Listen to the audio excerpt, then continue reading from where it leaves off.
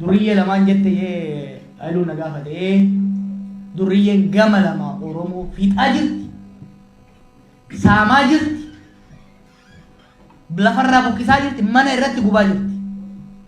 duriyee buneen bakka lolli jiru keessattuu naannoo Shawaa Lixaa Shawaa Kaabaa Wallagga Afran Gujii keessatti tokko oboo fakkaatee dhufa duriyee mannaarraa irraa ga'e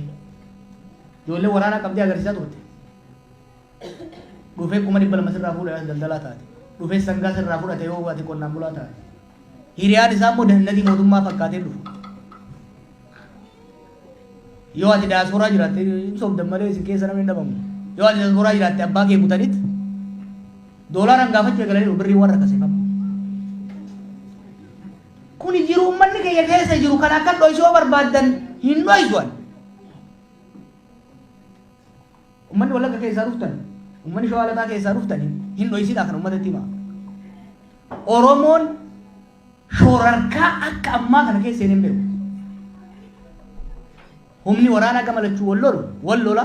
jidduutti namni hin du'a saada san bira dabree garuu jidduutti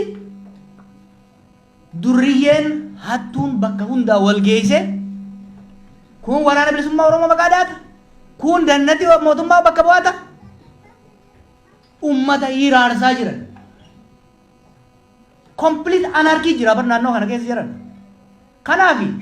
hoggansi waraana bilisummaas ta'e hoggansi mootummaa naannoo Oromiyaa nagaa akka buusan barbaanna hanga nagaatti buutti garuu seera waraanaatiin masakamuu qaban waraana ofii adaba itti godhanii kan sanbira dabrummoo akka amma eegalan kanatti saaxila baasanii tarkaanfii irratti fudhatanii ummata haara galfachiisuu qaban dhagaye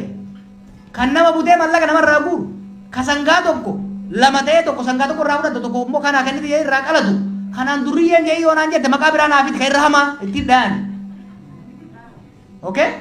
this is serious ani anbar odeeffannoo qabatamaan asitti hima every day namni mana kiyya finfinnee dhuftan arguun ooltan namni mana kiyya dhufa naannoo kanarraa ragaa qabatamaa wajjin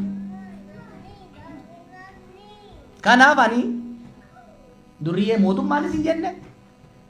waraana bilisummaa Oromootiinis hin jenne maaliif humni waraana seerantiin talagamuu qaba jidduu kana keessa garuu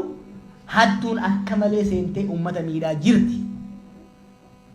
hattuun tun dhaabbachuu qabdi wannummaan waraanni akka dhaabatu barbaaduuf keessaa tokko reefu maaliif hin jenne waraana adda addaatu baay'ataa hin jenne hattuun tun booda waraana taate as baati arra saamtuudha shiftaa bararra jidduu deemtee tokko dannatti jedha tokko wabo jee biisaama xiqqoo deemnan garuu humna dabalataa deemtu waan saamtu kanaa fi waan alaa argattu Dimokiraatii Ripaabilika Koongoo beektanii